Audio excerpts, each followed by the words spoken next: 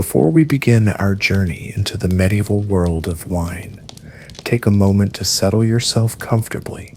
Close your eyes if you wish, breathe deeply, and let the weight of the modern world slip away. Tonight, we travel not through dramatic battles or grand adventures, but through the quiet, everyday magic of wine in times long past, the gentle clink of wooden cups, the soft glow of candlelight on amber liquid, and the peaceful conversations that flowed as freely as the wine itself. Imagine, if you will, the soft darkness of a medieval evening, when the last light of day has faded beyond rolling hills, dotted with vineyards. The air carries the faint sweetness of ripening grapes, and the distant sound of a church bell marking the end of another peaceful day. In this world, wine was not merely a drink. It was the gentle companion of daily life, the liquid that connected peasant and noble, monk and merchant, in a shared ritual as old as the hills themselves. Tonight we'll wander through this world together, stepping softly through vineyard rows, heavy with fruit, past monastery cellars, where wine aged in quiet darkness, and into taverns where the day's worries dissolved into warm conversation and laughter. We'll taste the sour, earthy wine that filled wooden bowls, feel the rough texture of hemp bags used to strain the precious liquid, and listen to the gentle splash of wine being poured from clay jugs into waiting cups. But first, let us begin where all wine begins, in the vineyard, where patient hands tended vines that had grown in the same soil for generations, where the rhythm of the seasons marked time more surely than any clock, and where the transformation from grape to wine began with the simple magic of earth, sun, and human care. Picture yourself walking through a medieval vineyard in the gentle light of early morning. The mist still clings to the valley floor, and dewdrops catch the first rays of sunlight on thousands of grape leaves. These are not the neat, orderly rows of modern vineyards, but rather a more organic tapestry of vines that follow the natural contours of the land, climbing hillsides and nestling into protected valleys where the soil has been worked by countless generations. The vines themselves would surprise modern eyes. Many grew not in neat lines, but trained up elm trees or oak posts, their branches spreading in what medieval vintners called the tree method, arbor vitae, where grapes hung like natural chandeliers from living supports. Other vines sprawled along the ground in thick, bushy masses that required workers to crawl between them during harvest, their hands stained purple by September's end. Listen carefully, and you can hear the soft murmur of workers moving through the vines. These were not the rushed, mechanical harvests of later centuries, but gentle, contemplative gatherings that could stretch for weeks. A grandmother's weathered hands might guide her granddaughter's small fingers to the ripest clusters, teaching her to feel for the perfect balance of softness and firmness that meant the grapes were ready. The old woman's knowledge came not from books, but from 60 seasons of tasting, touching, and watching the subtle signs that only vines could teach. The grapes themselves bore little resemblance to the large, sweet varieties we know today. Medieval grapes were small, often no larger than peas, with thick skins and seeds that took up much of their volume. They were intensely flavored, some so tart they made mouths pucker, others with a strange, almost medicinal taste that modern palates might find startling. But these were exactly the characteristics that made them perfect for the wine of their time. The harvest began before dawn, when the air was cool and the grapes held the night's moisture. Workers carried wicker baskets woven so tightly They could hold the smallest grape without losing a drop of precious juice. The rhythm of picking was almost musical. The soft rustle of leaves, the gentle thud of grapes dropping into baskets, the quiet conversations that wove between the vines like an ancient song. Children were part of this harvest symphony, their nimble fingers perfect for reaching the clusters that hung in difficult places. They learned early that wine began not with drinking, but with this careful gathering, with the patient selection of fruit that would carry the warmth of summer sun into the cold months ahead. Their laughter mixed with the sound of adult voices, creating a tapestry of community that was as much a part of the wine as the grapes themselves. As baskets filled, they were carried to collection points where the first magical transformation would begin. Here, under makeshift shelters of woven branches, the grapes met their first human intervention, the gentle crushing that would release their hidden treasures. But this crushing was unlike anything we might imagine today. In the medieval world, the crushing of grapes was often quite literally a dance. Picture a large wooden vat, worn smooth by generations of use, filled nearly to the brim with purple clusters fresh from the vine. Now imagine bare feet, clean feet, scrubbed with lye soap and inspected by the master vintner, stepping carefully into the sea of fruit. The treading, as it was called, began slowly. A single person might start, feeling the grapes burst gently under their weight, releasing the first precious drops of juice that would eventually become wine. The sensation was unique. The cool, slippery feeling of grape skins, the slight resistance of stems, the gradual warming as fermentation began almost immediately in the autumn air. But treading was rarely a solitary activity.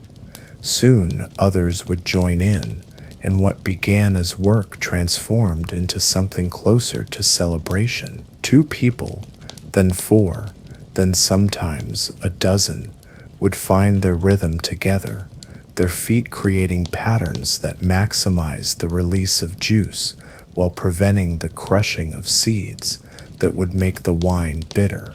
The songs they sang during this process were passed down through generations, simple melodies that matched the rhythm of feet on grapes, with words that told the story of the harvest, of hope for good wine, of gratitude for another year's bounty.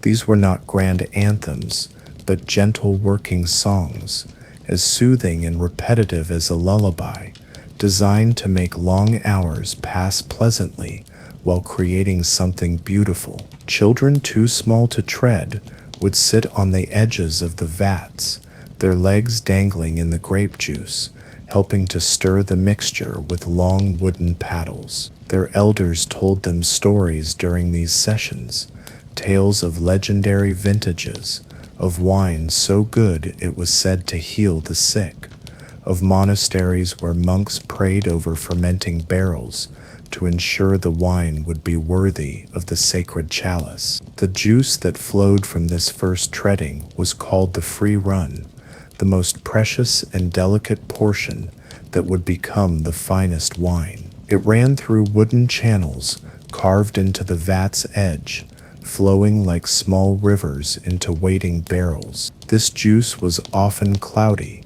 filled with bits of grape skin and pulp, but it carried within it the concentrated essence of the vineyard, the fingerprint of that particular place and season. What remained in the vat after the treading, the mash of skins, seeds, and stems, was not waste but treasure. This pomace, as vintners called it, would be pressed again and again, each pressing yielding juice of different character. The first pressing might produce wine nearly as good as the free run, while later pressings created rougher, more astringent wines that were perfect for everyday drinking or for mixing with herbs and spices. The pressing itself was a marvel of medieval engineering. Large wooden presses, some operated by screws that took 2 men to turn, others using lever systems that multiplied human strength many times over, squeezed every possible drop from the grape remnants. The sound of these presses working was a constant accompaniment to harvest season, the creaking of wood under pressure, the steady drip of extracted juice, the satisfied sighs of workers as each turn of the screw yielded more precious liquid. The mysteries of fermentation.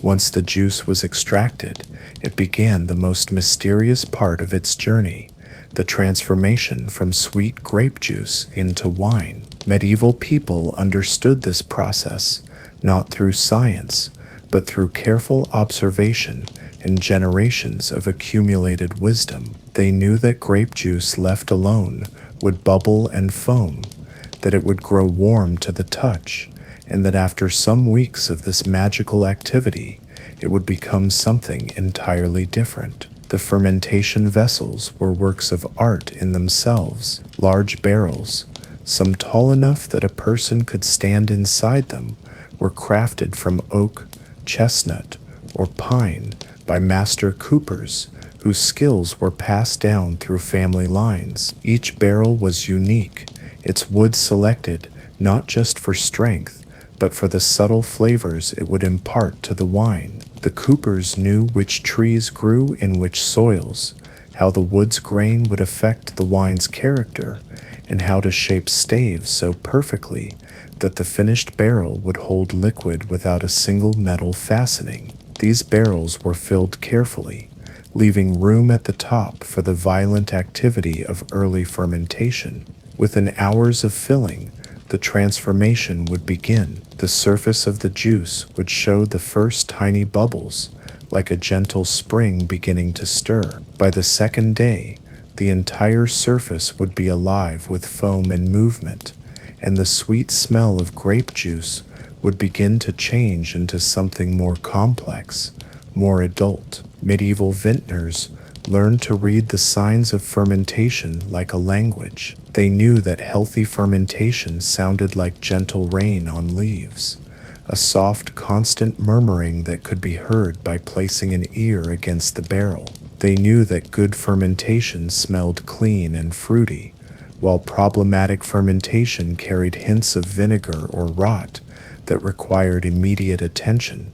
Temperature was critical, and since medieval people had no thermometers, they learned to judge it by touch and observation. Cellars were chosen or built to maintain the steady, cool temperatures that encouraged slow, complete fermentation. These were often underground chambers, carved into hillsides or built into the foundations of buildings, where the earth itself provided insulation against the extremes of weather. The most famous of these cellars belonged to the monasteries, where monks had elevated winemaking to an art form. Picture the cellars of a medieval abbey, long vaulted chambers lit by flickering candles, lined with row upon row of oak barrels. The air here was thick with the scent of fermenting wine, a sweet, yeasty perfume that seemed to embody the essence of autumn itself. Brother vintners would make their rounds through these cellars like physicians visiting patients,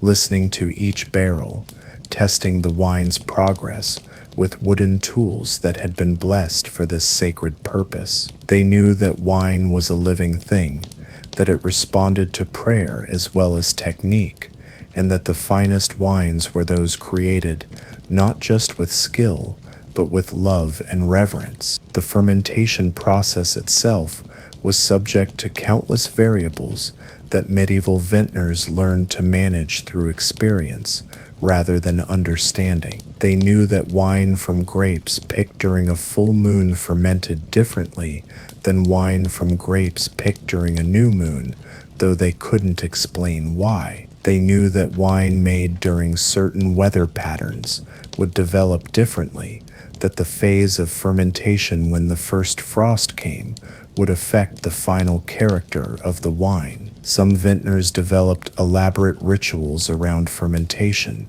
blessing the barrels with holy water, hanging herbs and spices over the fermenting wine, or even playing music in the cellars based on the belief that wine, like people, responded to beauty and harmony. Whether these practices affected the wine chemically or simply reflected the care and attention that truly did improve the final product, they were taken seriously by people who understood that winemaking was as much art as craft. In medieval society, wine occupied a unique position between the sacred and the secular, between the everyday and the divine. This was a world where every meal began with a prayer, where the church calendar marked the passage of time more surely than any other system, and where wine served not just as refreshment, but as a direct connection to the divine. The most sacred wine, of course, was that used in the Eucharist. This wine was prepared with extraordinary care, often from grapes grown in the monastery's own vineyards and pressed by the hands of ordained monks. The transformation of this wine during the Mass, from simple fermented grape juice into what believers understood to be the blood of Christ, gave all wine a touch of the miraculous in medieval minds. Monastery winemaking represented the highest achievement of medieval viticulture. Picture the vineyards of a great abbey like Cluny or Citeaux, where rows of carefully tended vines stretched across hillsides that had been cleared and terraced by generations of monks. These men brought to winemaking not just skill and dedication, but a spiritual dimension that elevated their craft to something approaching worship. The monastery cellars were temples to wine, where the daily routine of checking, tasting, and tending the fermenting barrels was integrated into the rhythm of prayer and contemplation. A monk might begin his day with matins in the chapel, then proceed to the cellars where the previous day's work of stirring, racking, or testing wine continued his conversation with the divine through different means. These monastic wines were renowned throughout medieval Europe, not just for their quality, but for their consistency. The same techniques, passed down through generations of monks, produced wines that pilgrims and nobles would travel great distances to taste. The monks' careful record-keeping, often the only written records of wine-making techniques from this period, preserved knowledge that would otherwise have been lost to time. But wine's sacred dimension extended far beyond monastery walls. In castle halls and humble cottages alike, no meal began without the blessing of bread and wine. The wine might be rough and sour, served in wooden bowls rather than golden chalices, but the ritual remained the same, a moment of gratitude, a recognition that the simple act of drinking wine connected the drinker to something larger than themselves. Secular wine culture was every bit as rich and complex as its sacred counterpart, though expressed through different rituals and traditions. The great feasts of noble houses were orchestrated symphonies of wine service, where different wines accompanied different courses, where the quality and rarity of wine served reflected the importance of guests and the significance of occasions. Picture such a feast in the great hall of a medieval castle. Trestle tables grown under the weight of roasted meats, elaborate pastries, and exotic spices brought from distant lands. But the true center of attention is the wine, served from elaborate silver vessels, poured with ceremony into goblets of precious metal or finely crafted glass, each service accompanied by toasts that transform simple drinking into social ritual. The wines themselves would astonish modern tastes. Medieval wines were often much stronger than their modern counterparts, fortified with honey or herbs, flavored with spices that created complex, sometimes medicinal flavors. Some wines were aged with rosemary or sage, others with cinnamon or cloves, brought at great expense from Eastern markets. These were not just beverages, but liquid pharmacies, believed to cure ailments, strengthen the blood, and promote long life. Medieval wine was rarely consumed in its pure, unadulterated form. Instead, it served as the base for an elaborate pharmacological and culinary art that transformed simple fermented grape juice into complex healing elixirs. This practice arose from both necessity and tradition. Necessity because medieval winemaking techniques often produced harsh, unstable wines that benefited from modification, and tradition because the classical world had bequeathed a rich heritage of herbal wine preparations. The most common addition to medieval wine was honey, which served multiple purposes. First, it sweetened wines that were often quite tart or even sour by modern standards. Second, it helped preserve the wine by creating an environment hostile to harmful bacteria. Third, it was believed to have medicinal properties that enhanced wine's natural healing qualities. The resulting drink, called mulsum by scholars who remembered Latin terminology, was golden, sweet, and complex, more like a liqueur than what we would recognize as wine. But honey was just the beginning. Medieval wine cellars were stocked with an impressive array of herbs, spices, and other additives that could transform wine according to season, purpose, or need. Cloves, cinnamon, and nutmeg were reserved for the finest wines served at the most important occasions. These precious spices, worth their weight in silver, were added sparingly to create wines that were literally worth more than gold. More common were the herbs that grew in every monastery garden and cottage plot. Sage was added to wine intended for the elderly, as it was believed to strengthen memory and promote wisdom. Rosemary found its way into wines meant for celebrations, as it symbolized remembrance and fidelity. Thyme, with its antiseptic properties, was added to wines that would be stored for long periods or carried on journeys. The process of creating these flavored wines was often as elaborate as the original fermentation.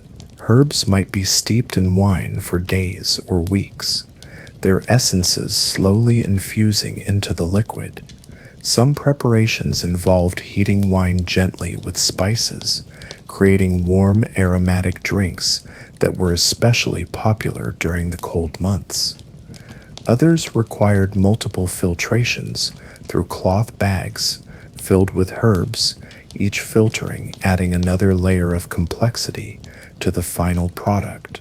One particularly popular category of medieval wine was Hippocras, named after the ancient Greek physician Hippocrates. This was wine infused with a complex mixture of spices, typically cinnamon, ginger, cloves, and cardamom, and sweetened with honey or sugar when available. Hippocras was considered both a delicacy and a medicine, served at the end of elaborate meals to aid digestion and promote health.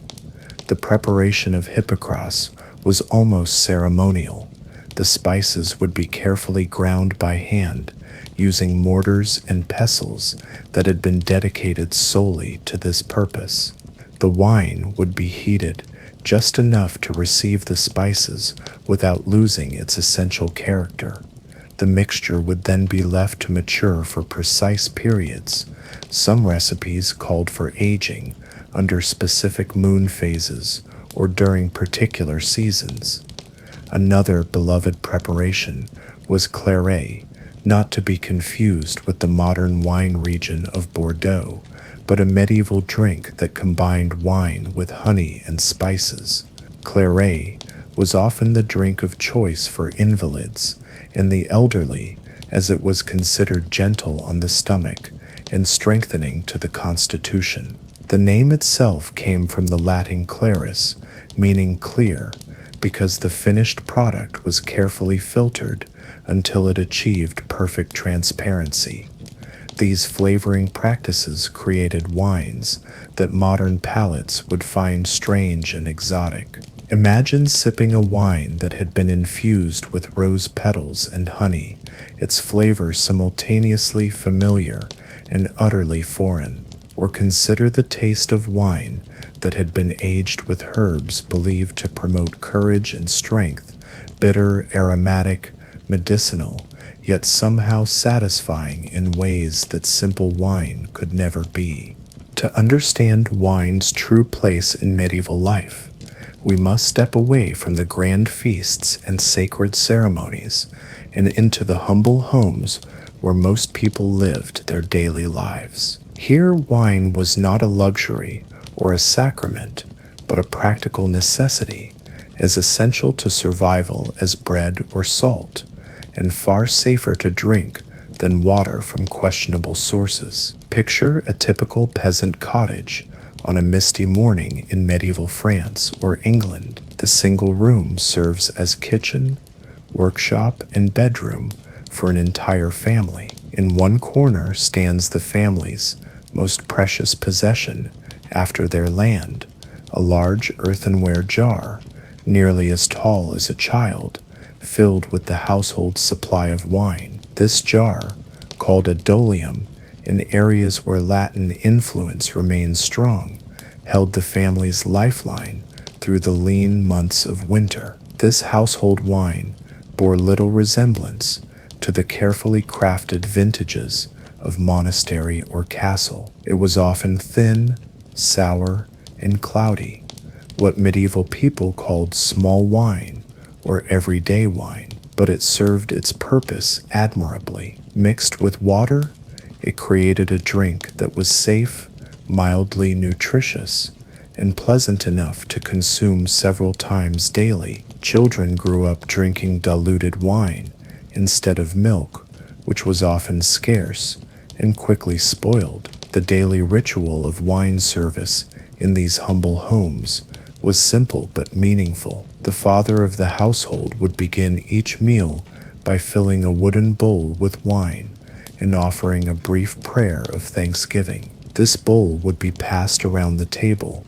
each family member taking a modest sip before the bowl was refilled and set in the center of the table for the duration of the meal. These wooden bowls deserve special attention, for they were the most common wine vessels in medieval Europe. Made from carefully selected wood, often beech, birch, or maple, they were carved by hand, sanded smooth, and seasoned with wine until they achieved a deep, lustrous patina. A well-made wooden bowl could last for generations, improving with age as the wood absorbed the flavors of countless meals. The sound of wine being poured into these wooden vessels was different from the sharp clink of glass or metal, a soft, almost musical sound that became one of the comforting background notes of medieval domestic life. Children learned to recognize this sound as a signal that the day's work was pausing for nourishment and fellowship, that family stories and gentle conversation would soon follow. Storage of household wine required considerable skill and attention. The large storage jars had to be kept at the right temperature, protected from light, and sealed well enough to prevent contamination, but not so tightly that dangerous gases couldn't escape. Housewives became expert at reading the signs of wine going bad, the telltale smell of vinegar, the formation of scum on the surface, the development of off flavors that meant the wine was no longer safe to drink. When wine did begin to turn to vinegar, it was not discarded but transformed. Medieval households wasted nothing, and wine that was no longer pleasant to drink could still serve many purposes. It could be used for cooking, where its acidity helped preserve and flavor food. It could be mixed with herbs to create medicinal preparations, or it could be allowed to complete its transformation into vinegar, which was an invaluable commodity for food preservation and household cleaning. The rhythm of wine consumption in medieval homes followed the agricultural calendar. During the abundant months following harvest, families could afford to be generous with their wine consumption, but as winter progressed and spring approached, the wine supply had to be carefully rationed.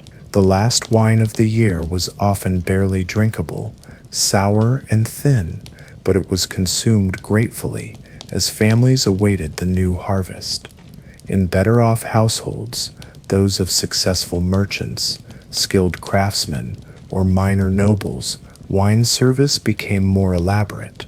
These families might own several types of wine: everyday wine for regular meals, better wine for special occasions, and perhaps a small supply of truly fine wine for the most important celebrations. Their wine vessels reflected their status: pewter cups instead of wooden bowls, perhaps even a few pieces of precious glass or silver for the most special occasions. No exploration of medieval wine culture would be complete without venturing into the taverns, those warm, welcoming establishments that served as the social hearts of medieval communities. Here, wine flowed freely, tongues loosened, and the cares of daily life dissolved into the golden glow of candlelight and companionship. Picture yourself pushing open the heavy wooden door of a medieval tavern on a cold evening. The first sensation is warmth, blessed warmth from the great fireplace that dominates one wall of the room. The second is the rich, complex aroma that fills the air: wood smoke from the fire, roasting meat from the kitchen, the yeasty smell of fresh bread, and underlying it all, the sweet, slightly sour perfume of wine that has soaked into the wooden beams and floors over countless years of service. The lighting is dim and golden, provided by tallow candles stuck in simple holders and the flickering flames from the fireplace. This gentle illumination creates an atmosphere of intimacy and mystery, where faces emerge from shadow when their owners lean forward to speak, then disappear again into the comfortable darkness. The effect is theatrical, transforming ordinary people into characters in an eternal drama of human fellowship. The furniture is simple but sturdy: long wooden tables scarred by years of use, benches that accommodate strangers side by side, and perhaps a few chairs near the fire reserved for the tavern's most valued customers. The wood is dark with age and stained with spilled wine, creating patterns that tell stories of countless evenings of conviviality and celebration. The wine served in taverns was typically robust and unpretentious, what the French called vin ordinaire, and the English knew as tavern wine. This was wine meant to be consumed quickly and in quantity, wine that loosened inhibitions and encouraged conversation. It was often served at room temperature, which in medieval buildings meant it was cool and refreshing in summer, warming and comforting in winter. The serving vessels in taverns were practical rather than beautiful. Large clay jugs held the wine, their wide mouths making them easy to fill and pour. Individual servings came in wooden cups, pewter tankards, or simple clay bowls that could be quickly washed and reused. The sight of these vessels being filled and refilled created a constant visual rhythm that was as much a part of the tavern experience as conversation or music. Tavern customs around wine service were elaborate and meaningful, creating rituals that transformed simple drinking into social bonding. The practice of sharing wine directly from the same vessel created instant intimacy between strangers. When a new patron entered the tavern, Established customers might invite them to share their wine as a gesture of welcome and acceptance. The sounds of a medieval tavern were as distinctive as its sights and smells. There was the constant murmur of conversation, rising and falling like waves, punctuated by bursts of laughter and the occasional song. The clink of wooden cups touching in toasts created a percussive accompaniment to the human voices. Wine being poured from jug to cup added its own gentle note to this symphony of social life. Songs were an integral part of tavern wine culture. These were not performance pieces, but participatory songs that everyone could join, their simple melodies and repetitive choruses designed to be sung by people whose voices were loosened by wine and warmed by fellowship. Some songs told stories of legendary heroes, famous battles, or local events. Others were purely celebratory, expressions of joy in the simple pleasure of being alive, well-fed and surrounded by friends. The wine itself played a crucial role in the social dynamics of the tavern. It served as social lubricant, helping shy people find their voices and strangers discover common ground. But it also carried social significance. The quality of wine a person could afford reflected their status, while the quantity they consumed demonstrated their capacity for fellowship and celebration. Tavern keepers became connoisseurs of human nature as much as wine. They learned to read their customers' moods, to know when someone had drunk enough, to sense when the atmosphere was becoming too boisterous or potentially dangerous. The best tavern keepers were part host, part confessor, part entertainer, people who understood that they were selling not just wine, but community, warmth, and temporary escape from the hardships of medieval life. Medieval wine culture was rich with rituals and ceremonies that elevated simple drinking into meaningful social and spiritual acts. These customs, passed down through generations and varying from region to region, transformed wine service into a language of respect, celebration, and community bonding that spoke louder than words. The most fundamental of these rituals was the toast, a practice so deeply embedded in medieval culture that it was performed automatically, without conscious thought, like crossing oneself before prayer. But medieval toasting was far more elaborate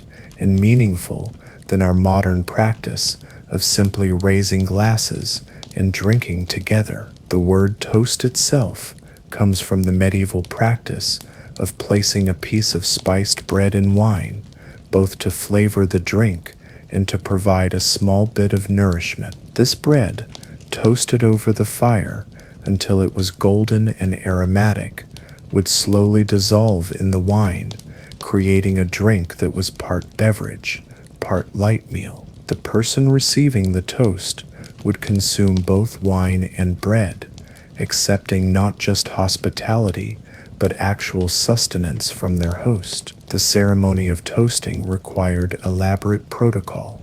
The host would rise first, raising their cup high enough that all present could see it. They would speak words appropriate to the occasion, perhaps a blessing for good health, a prayer for a successful harvest, or words of welcome for an honored guest. The cup would then be offered to the person being toasted, who would drink first before passing it back to the host, who would complete the ritual by drinking from the same vessel. This sharing of the same cup was deeply significant in medieval culture, where disease was constant and trust was precious. To drink from someone else's cup was to declare that you trusted them with your life, that you considered them family rather than stranger. In an age where poisoning was a real fear among the nobility, the shared cup became a powerful symbol of mutual trust and acceptance. Different occasions called for different toasting rituals. At weddings, the bride and groom would share wine from a special cup that had been blessed by the priest, their joined hands guiding the vessel to their lips in a gesture that symbolized their union. At funerals, wine would be poured on the ground as an offering to the departed, the living symbolically sharing one last drink with the dead. Religious festivals brought their own wine rituals. During Christmas celebrations, households would prepare special spiced wines that were blessed by priests and shared with anyone who visited during the 12 days of celebration.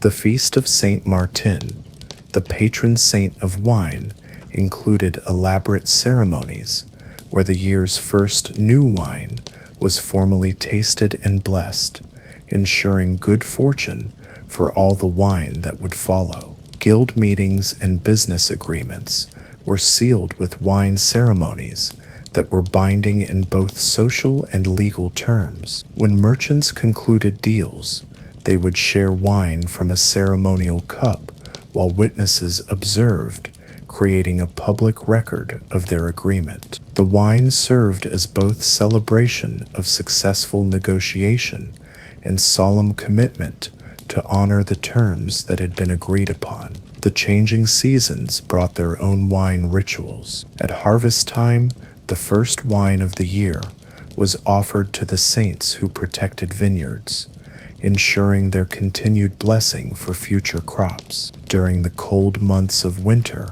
warm spiced wine was shared in ceremonies designed to drive away evil spirits and ensure the household's protection until spring returned. Even everyday wine service was surrounded by small rituals that transformed routine drinking into meaningful acts. Before filling their own cup, a good host would always fill the cups of their guests. Children were taught to wait until adults had been served before taking their own portion. The youngest person at the table might be given the honor of carrying the wine jug and serving others, learning through practice the elaborate etiquette that surrounded wine service. These rituals served practical as well as social purposes. They slowed down the consumption of wine, preventing drunkenness through the simple expedient of making drinking a deliberate,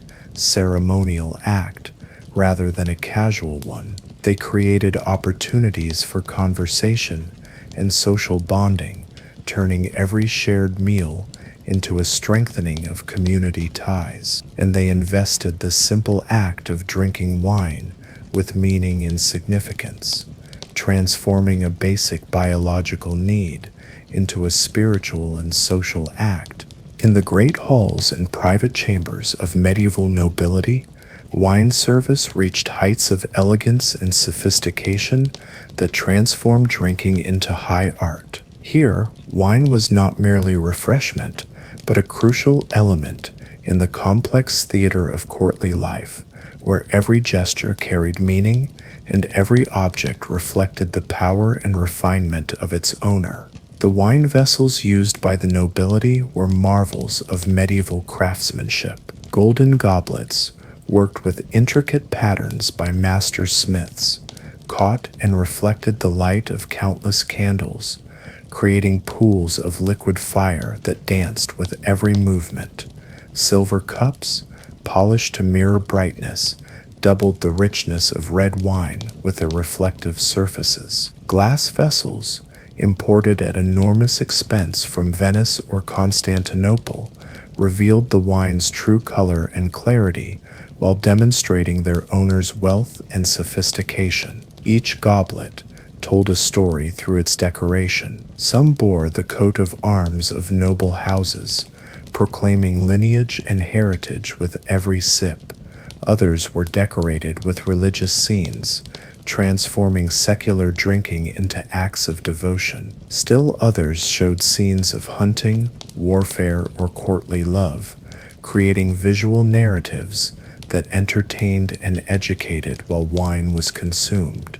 The wine itself, served in these precious vessels, was of a quality that commoners could barely imagine. Noble households maintained extensive cellars stocked with wines from the finest vineyards in Christendom. Burgundy wines, already renowned for their exceptional quality, shared space with sweet wines from Cyprus, robust reds from the Rhine Valley, and exotic wines flavored with spices from the East. The selection of wine for different occasions was a complex art that required extensive knowledge and refined taste. Light, elegant wines might be served with delicate fish dishes or during intimate conversations. Full-bodied reds accompanied roasted meats and formal ceremonies. Sweet, spiced wines were reserved for the end of meals or for special celebrations where the extra expense could be justified by the importance of the occasion. Temperature control was crucial to the proper service of noble wine. In summer, wine might be cooled in deep wells or mountain streams,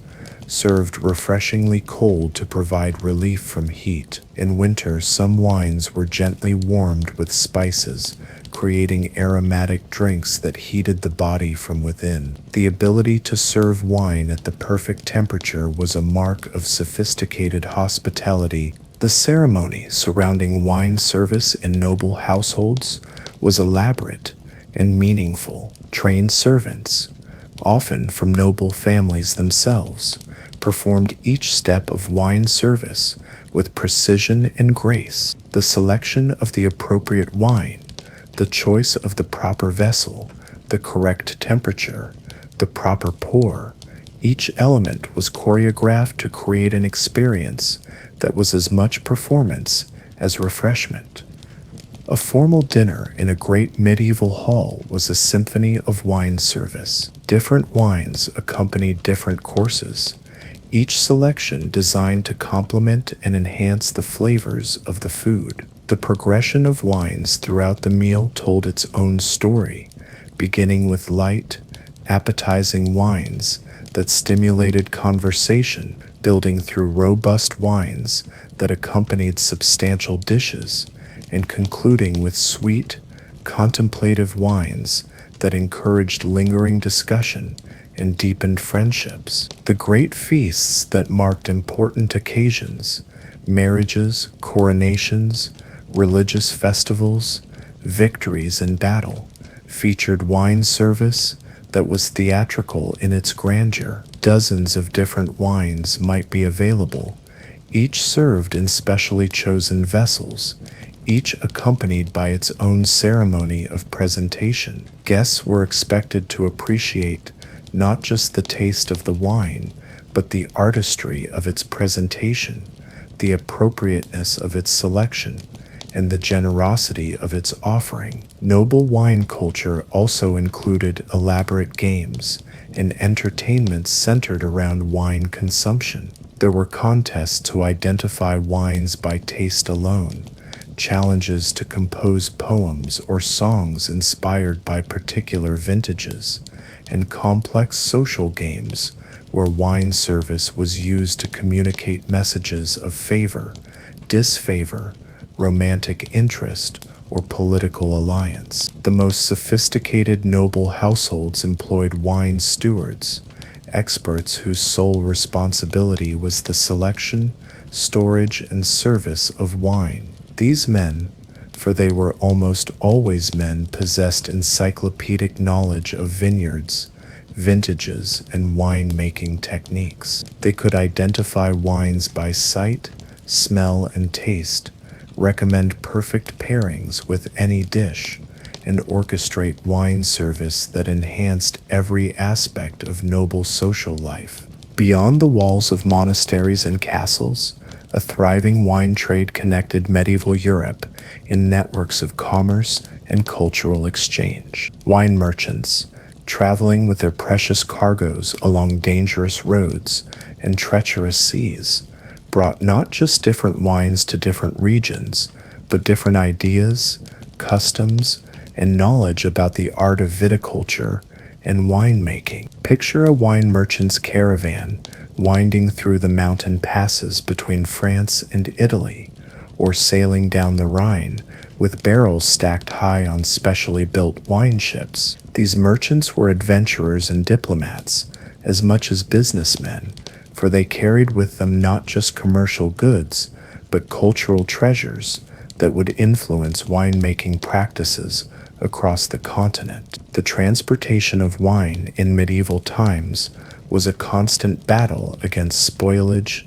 theft, and the simple physical challenges of moving fragile liquids over vast distances. Wine barrels had to be crafted with extraordinary care to withstand the jolting of ox carts over rutted roads, the rolling of ships in rough seas, and the extremes of temperature encountered during long journeys. The coopers who made these traveling barrels were master craftsmen whose skills were as valuable as those of the winemakers themselves. Wine merchants developed sophisticated techniques for preserving wine during transport. Some wines were fortified with additional alcohol to prevent spoilage. Others were treated with sulfur compounds that acted as preservatives. Still others were transported as concentrated syrups that could be diluted with water at their destination, reducing both weight and the risk of fermentation problems during the journey. The great trading cities of medieval Europe, Venice, Genoa, Bordeaux, Cologne, became centers of wine culture where different traditions met and mingled. In the warehouses and trading houses of these cities, wines from distant regions were stored, aged, blended, and sometimes transformed into entirely new products that reflected the cosmopolitan nature of medieval commerce. Venice, in particular, became a crucial hub for the wine trade between East and West. Venetian merchants brought sweet wines from Cyprus and Crete to northern European markets, while carrying Rhine wines and French vintages to Constantinople and the markets of the eastern Mediterranean. This exchange created a truly international wine culture centuries before the modern era. The merchant guilds that controlled wine trade developed elaborate systems for ensuring quality and preventing fraud. Wine was tested, certified, and marked with seals that guaranteed its origin and quality. Merchants who were caught adulterating wine or misrepresenting its source faced severe penalties, including banishment from the guild and confiscation of their stock. Along the great wine routes, specialized inns developed to serve the needs of wine merchants and their customers.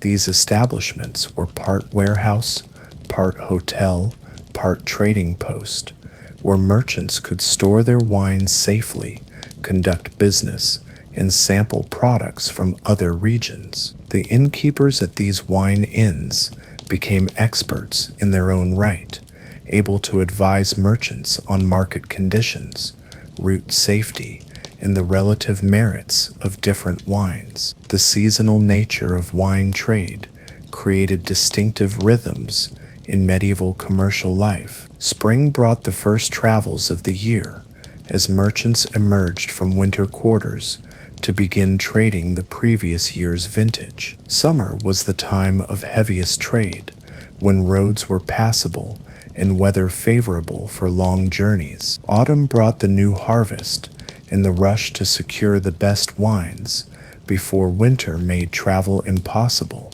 Wine merchants were often cultural ambassadors, carrying news, stories, and innovations from one region to another. A merchant who had tasted the wines of Burgundy would describe their qualities to customers in England, creating demand for new products and spreading knowledge about different winemaking techniques. These men were living libraries of wine knowledge, their memories filled with comparisons, recommendations, and stories that connected the wine cultures of different regions. The profits from wine trade could be enormous, but so were the risks. Merchants might lose entire cargoes to bandits, storms, or spoilage. Political upheavals could close trade routes, or impose crushing taxes. Changes in fashion could make expensive wines unsaleable overnight. Yet despite these risks,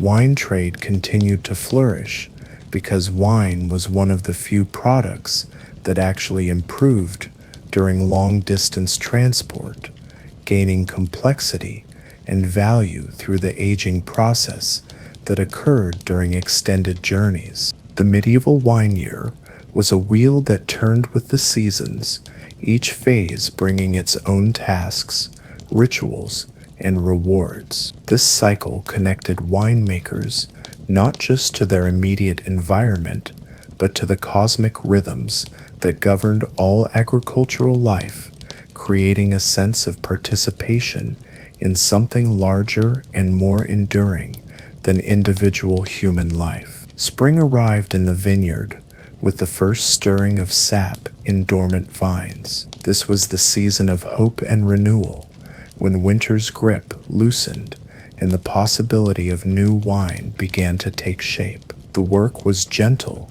but crucial, pruning away dead wood, preparing soil that had been resting under winter's blanket, and beginning the careful tending that would determine the quality of the coming harvest. The pruning of vines was both art and science, requiring knowledge passed down through generations of vintners. Each cut had to be made with precision, removing excess growth while preserving the wood that would bear the current year's fruit. Master pruners could read a vine like a book, seeing in its structure the story of previous years and the promise of years to come. Summer brought the rapid growth that transformed bare vines into green canopies, heavy with developing fruit. This was the season of vigilance, when weather could make or break a vintage. Too much rain could dilute the grapes or encourage rot. Too little could stress the vines beyond their ability to produce quality fruit. Hail could destroy a year's work in minutes, while early heat could cause grapes to ripen too quickly, losing the delicate balance of acid and sugar that made great wine. The summer work in vineyards was constant but peaceful, weeding, thinning excess grape clusters, tying growing shoots to supports, and the endless meditative task of walking among the vines, observing, tasting, and adjusting care based on the subtle signs that only experience could read. Children learned viticulture during these summer walks, their education consisting of countless small lessons about soil, weather, plants, and the patient art of encouraging nature to produce her best. Autumn brought the climax of the wine year, the harvest that would determine whether a year of careful work had been successful. The timing of harvest was crucial, a decision that required balancing multiple factors: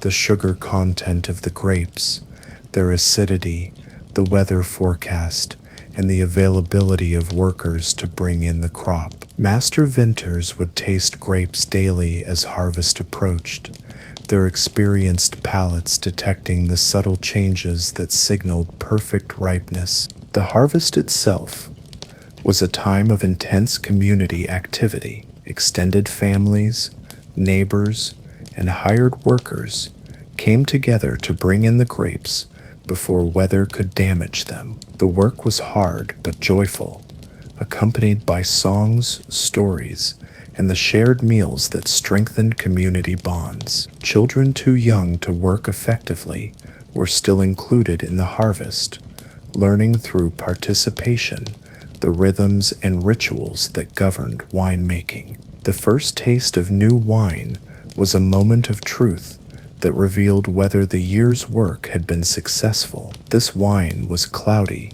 often harsh, bearing little resemblance to the finished product it would become, but experienced tasters could detect in this rough liquid the potential for greatness or the disappointment of failure. The new wine was blessed, offered to saints who protected vineyards, and shared among workers who had made its creation possible. Winter was the season of patience, when wine rested in barrels and underwent the slow transformations that would determine its final character. This was when winemakers became philosophers, contemplating the mysterious processes that changed grape juice into wine. They learned to listen to fermenting barrels, to read the subtle signs that indicated healthy development or potential problems.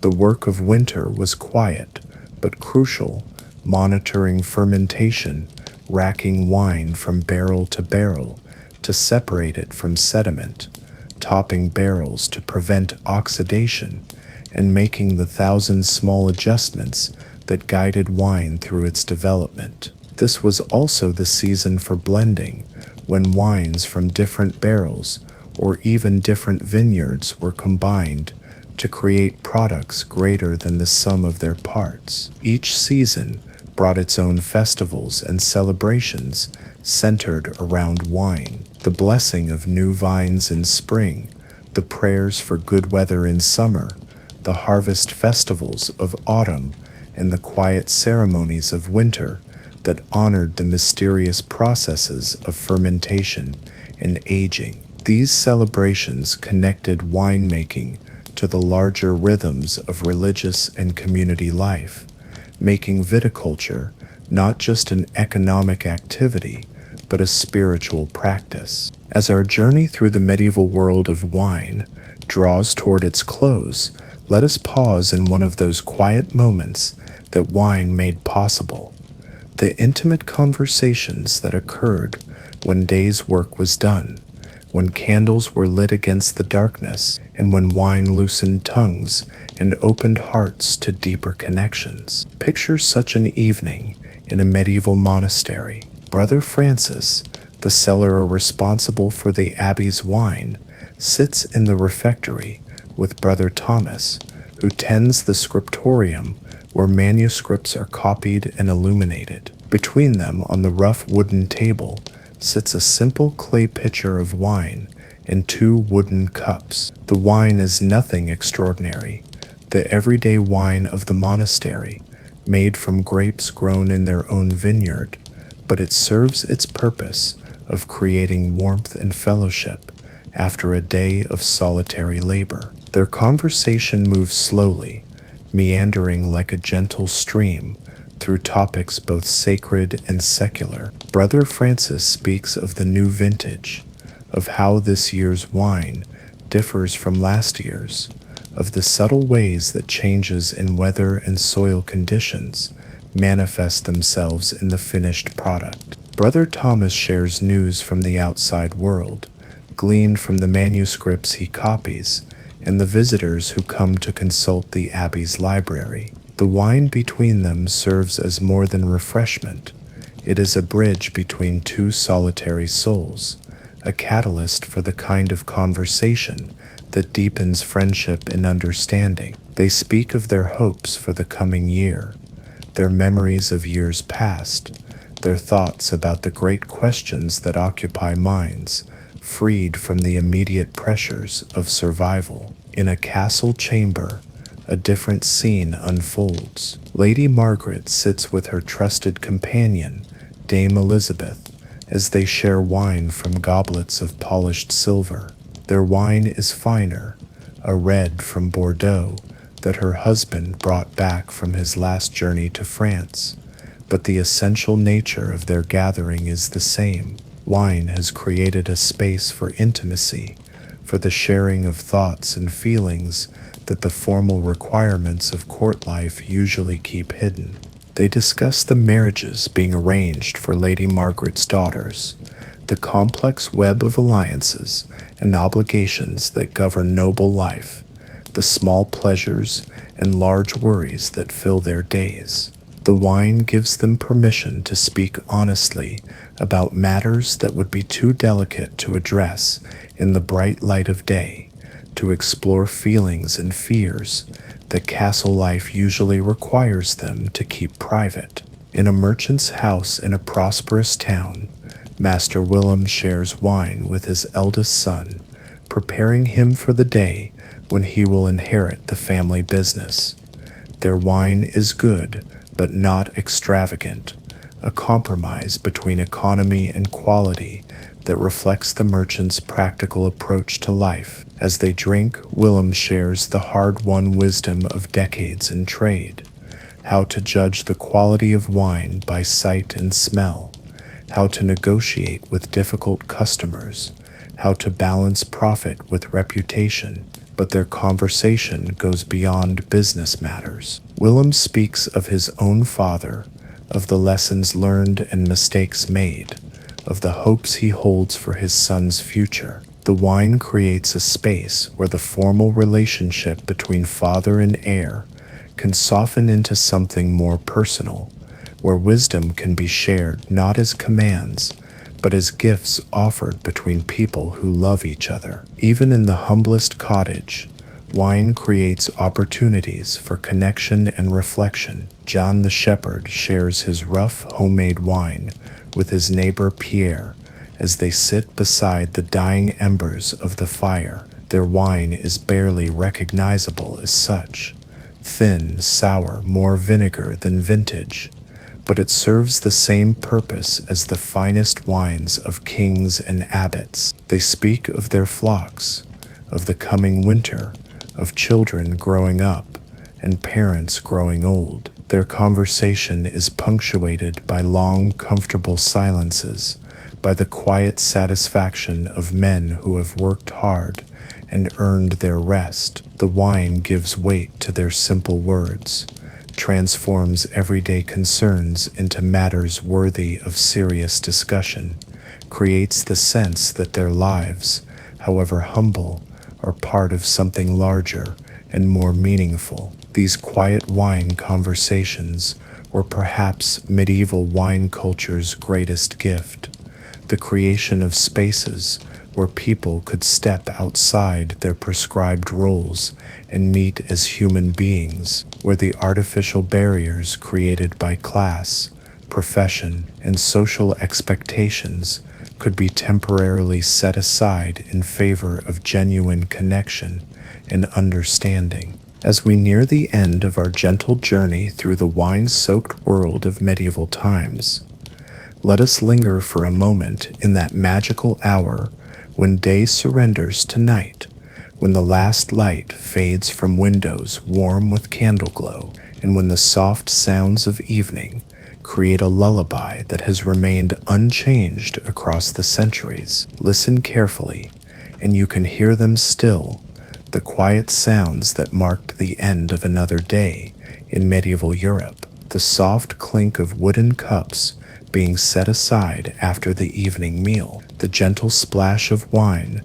being poured one last time before the household settles into sleep, the murmur of voices saying good night, offering blessings for sweet dreams and peaceful rest. In monastery cellars, the wine rests in its barrels, continuing the slow transformation that began months ago in sunlit vineyards. The wooden staves creak softly as the wine ages, breathing through the oak that will give it depth and complexity. Brother vintners make their final rounds, checking that all is well, that the precious liquid is developing as it should, that tomorrow's wine will be worthy of tomorrow's needs. In castle halls, the great fireplaces burn low, their flames creating dancing shadows on stone walls that have witnessed countless feasts, celebrations, and quiet moments of contemplation. The golden goblets have been cleaned and put away,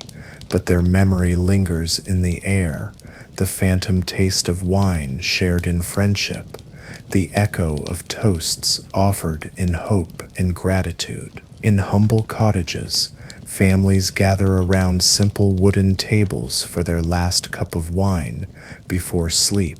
The wine is mixed with water, sweetened perhaps with a precious drop of honey, warmed by the fire that will soon die to embers. Children receive their small portions, learning once again that wine is not just drink, but ceremony, not just refreshment, but connection to something larger than themselves. Outside, The night air carries the scent of ripening grapes from distant vineyards, the promise of harvests yet to come, of wine that will flow in seasons still unborn. The stars shine down on vines that have known countless autumns, that have given their fruit to generations of winemakers who understood that their work was part of an eternal cycle of renewal and transformation. As you drift toward sleep, let yourself become part of this ancient story. Feel the weight of a wooden cup in your hands.